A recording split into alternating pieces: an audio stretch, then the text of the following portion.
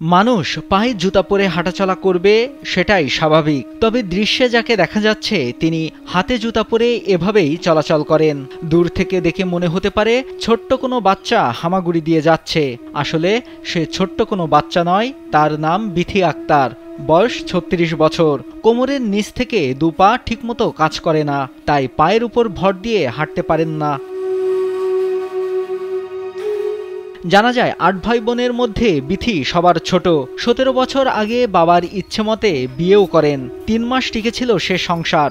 একদিন বিথির স্বামী হঠাৎ তাকে ফেলে চলে গিয়ে অন্যত্র আবারও বিয়ে করেন। প্রতিবন্ধী মেয়েকে এইভাবে ফেলে যাওয়ার শোকে বিথির বাবা মারা যায়।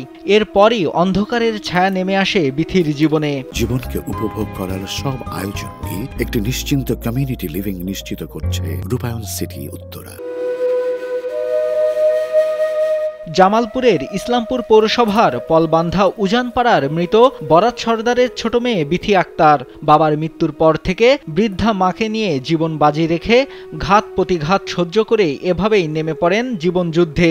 সেই থেকে বৃদ্ধা মাকে নিয়ে কারোর কাছে হাত না পেতে সংসার চালাতে হাল ধরেন বিথি। যখন যেটা ইচ্ছা হয় সেটাই করেন, হাতের কারুকাজ থেকে শুরু করে মনোহারী দোকান পর্যন্ত। অর্থের অভাবে দোকানের জিনিসপত্র উঠাতে পারেন না। সরকারের পক্ষ থেকে প্রতিবন্ধী ভাতা পেলেও সেটা অপ্রতুল। চাহিদা অনুযায়ী সরকারের হাল ধরতে হিমশিম খেতে হচ্ছে বিথি আক্তারকে। আমার দায়িত্ব আমি নিচ্ছি, আর আমার একটা ছোট দোকান আছে, তো আমি একটু হাতের কাজ জানি, সেলাই কাজ জানি। তো এখন সংসার চালানো, তো এখন যে দিন বাজারে যে দাম, সংসার চালানো অনেক কঠিন। সরকার ভাতা দেয়, কিন্তু ৮ মাস ৭ মাস পর পর ভাতা দেয়, এটা তো চলা যায় না। প্রতিবন্ধী বিথিকে নিয়ে বৃদ্ধা মা জামিলা বেগমের মুখে হতাশার ছাপ লেগেই আছে। একটু ভালো থাকার জন্য সরকারি সহযোগিতা চান তিনি। বাবাটা মারা যাওয়ার পর আমি প্রতিবন্ধী মেয়েরা নিয়ে আমি কি করতে আছি, সরকারের ভাতা দিয়ে তো আর হয় না, চলে না। কিন্তু টুকটাক মেশিন চলায়, সরকার যদি এলা নৌকো করে তাহলে আমি চলে ফিরে খাইতে পারবো মেয়েরা নিয়ে। প্রতিবেশীরা জানান বিথির বোনদের বিয়ে হয়ে গেছে, ভাইরাও বিয়ে করে আলাদা সংসারে থাকেন। বৃদ্ধা মাকে নিয়ে ছোট্ট একটা দোকান থেকে যা রোজগার হয় তা দিয়েই কোনো রকমের সংসার চলে। প্রতিবন্ধী বিথির জন্য সরকারি সাহায্য চাই তারাও।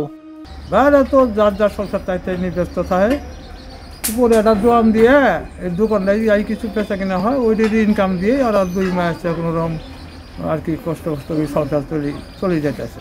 বিথি আপা জন্মগতভাবে প্রতিবন্ধী। আমাদের পার্শ্ববর্তী এলাকা, ওনার সংসারটা অনেক কষ্টে চলে। ছোট্ট একটা দোকান দিয়ে সেই দোকানের অবস্থায় কোনো রকম খেয়ে বেঁচে থাকে। পরিবারে উনি একা থাকেন এখন মাকে নিয়ে, ওনার খুবই অসুবিধা। যদি আপনাদের ঊর্ধ্বতন কর্মকর্তা বা সরকারিভাবে কোনো সহায়তা পায় তাহলে হয়তো একটু ভালোভাবে সচ্ছলভাবে থাকতে পারে।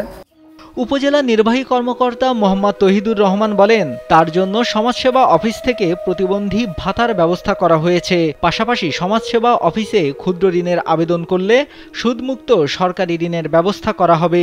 বিথি আক্তার নামে একজন প্রতিবন্ধী মহিলার কথা আমরা শুনেছি। তিনি খুবই মানবেতর জীবনযাপন করছে। আমরা উপজেলা প্রশাসনের পক্ষ থেকে যত দ্রুত সম্ভব তার পাশে দাঁড়ানোর চেষ্টা করব।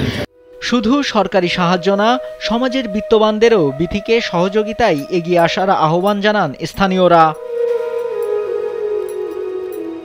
নাইমুল হাসিব, কালবেলা।